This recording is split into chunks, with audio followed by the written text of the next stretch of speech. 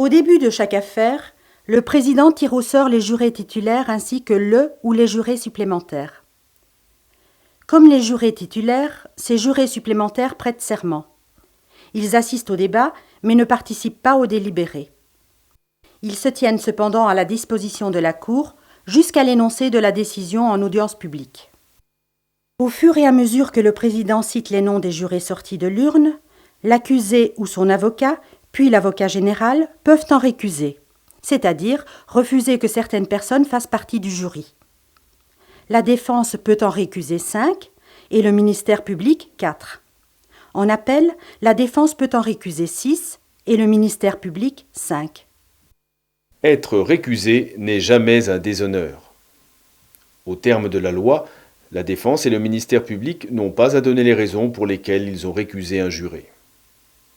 On peut penser que les récusations interviennent lorsque celui qui les exerce estime que le juré concerné est susceptible d'être trop sensible à certains aspects du procès en raison de son sexe, de son âge, de sa profession ou du lieu où il vit. À l'appel de leur nom, et sauf récusation, les jurés titulaires et les jurés supplémentaires viennent se placer de part et d'autre des magistrats professionnels. Le jury est définitivement constitué dès l'instant où, après d'éventuelles récusations, le nombre de jurés nécessaires est atteint. Le président lit le serment qui engage les jurés.